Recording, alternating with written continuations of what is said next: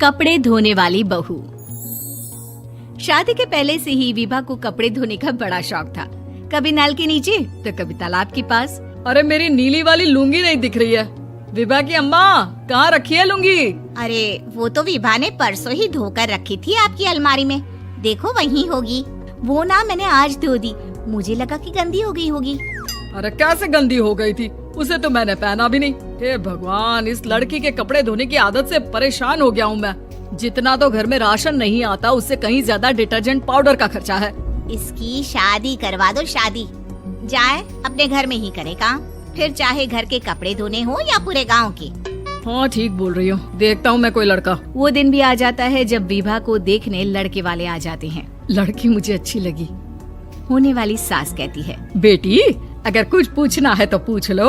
वैसे तो हमारी लड़की बहुत ही शर्मीली है, जो बोल दो वो मान लेती है, इसे क्या पूछना होगा। अरे कैसी बात कर रही हो माँ, मुझे इन लोगों के घर रहना है, सवाल तो कई है। हाँ हाँ बेटा, पूछ लो ना, क्या पूछना है। आप लोगों के घर कपड़े कौन धोता है? सास का मुंह बन जाता है। देखो, अगर तुम ये कहना चाहती हो कि तुम्हें कपड़े धोने नहीं आते तो सुन लो, कपड़े मैं ही धोती हूँ, लेकिन तुम्हारे आ जाने के बाद मैं रुमाल तक नहीं धोऊंगी। अरे चुप रहना भाग्यवान, बहू बेचारी घर आई नहीं, उसे डराना शुरू कर दिया। वो क्या है ना बिटिया, अभी तक तो ये कल्लू की माँ ही धोती थी, लेकिन अब तुम्हारे पापा तो दहेज में वॉशिंग मशीन देंगे ही। तभी विभा की माँ बोल पड़ती है, सवाल भी पूछा तो क्या। वैसे भाई साहब, मशीन की तो फिर भी कपड़े धोने की कैपेसिटी होती है। मतलब जो बिटिया दे रहे हैं ना विभा, इसे कपड़े धोने का बहुत शौक है। ये आप लोगों के क्या, आस पड़ोस गांव मोहल्ले सबके कपड़े धो दे और उफ तक ना करे। बाहर देखा नहीं आपने कितने कपड़े सूख रहे हैं? सब हमारी बिटिया ने ही तो धोए हैं। बस भी करो ना माँ, शर्म आ रही इतनी तारीफ सुनकर। और तो और एक दाग निकाल कर दिखाओ तो मान जाऊँ। हाँ अच्छा, माफ करना बेटा, मैंने गलत समझा। हमें तो रिश्ता बहुत पसंद है। और ऐसे जुड़ जाता है रिश्ता कपड़े धोने का शौक रखने वाली विभा का। उसकी शादी हो जाती है कोयला फैक्ट्री में काम करने वाले कल्लू के साथ। शादी के बाद अचानक विभा चिल्लाती हुई सास के पास आती है। सासू माँ, अरे सासू माँ कहाँ है आप? ये तो धोखा है, धोखा दिया आप लोगों ने मुझे। इसे ससुर के चक्कर के बारे में पता चल गया। अरे तो उसमें तुझे क्यों धोखा मिला है? अरे नल में पानी नहीं आता, कपड़े कैसे कब धुलेंगे? अच्छा, तू पानी नहीं आ रहा उसकी बात कर रही है। तो आपने क्या सोचा? कुछ नहीं।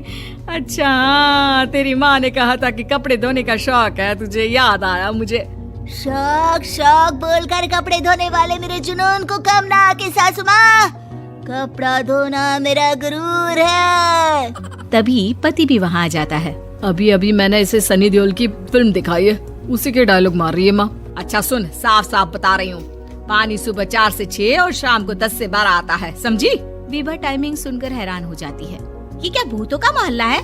सुबह 4 बजे उठकर कौन कपड़े धोता है? 4 बजे टंकी में पानी जाता है, फिर सारा दिन धोना ना, किसने मना किया?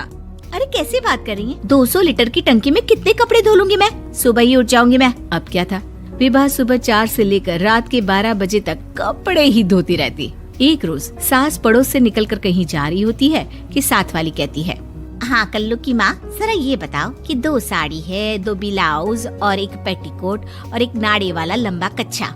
हाँ तो? अरे तो क्या, कितना लोगी धुलाई ये बताओ। धोबन दिख रहे हैं हम क्या? हमारे पति सरकारी नौकरी से अभी रिटायर हुए हैं और बेटा सुपरवाइजर है कोयला फैक्ट्री में। धोबन समझ रखा है हमें।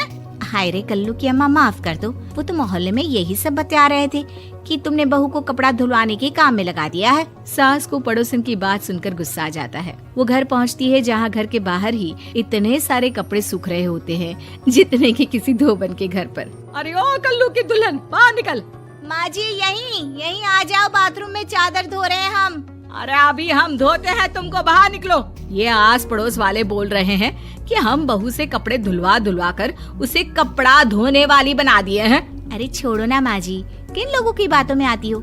आस पास के लोगों का तो काम ही होता है कि वो किसी तरह सास बहू को लड़ा दे। बहू सारे घर के कपड़े धोती है, ये क्या कम है? बोलिए। सास को भी लग जाता है कि वो बहू का ये सनकीपन नहीं छुड़वा सकती, इससे अच्छा है कि खुद ही चुप हो जाए। एक रोज सास और बहू मंदिर जाते हैं, जहाँ सास की साड़ी वहाँ खड़ी भीख मांगने वाली से मिलती है। माँ जी क्या बात है, आप आपकी साड़ी उस भिखारन से कितनी मिल रही है ना?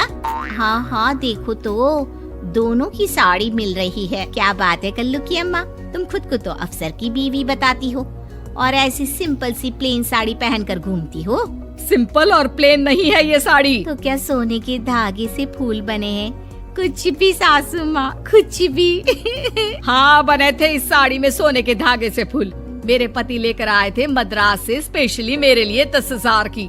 ताहे भाई साहब इस भिखारन के लिए भी सेम टू सेम साड़ी लेकर आए होंगे 10,000 की। सास उस वक्त तो कुछ नहीं कहती, लेकिन बहू के साथ घर आती है और अलमारी से एल्बम निकाल कर लाती है। ये साड़ी देख रही है, ये वही साड़ी है जिसे मैंने अभी पहना था। इस साड़ी में ये जो चमकदार फूल दिख रहे हैं ना, ये सोने के धागों से काढ़े गए हैं। लेकिन तू लोकल वॉशिंग मशीन ब्रश से घिस घिस कर सारे फूलों को निकाल कर साड़ी प्लेन कर दी। मुझे माफ कर दीजिए सासू माँ। और तो और, जब मैंने तुझे तेरी गलती के लिए कुछ नहीं कहा, लेकिन तूने तो सबके सामने मेरा मजाक ही बना दिया। क्यों? बहू को समझ में आ जाता है कि अब से उसका कपड़े धोना बंद।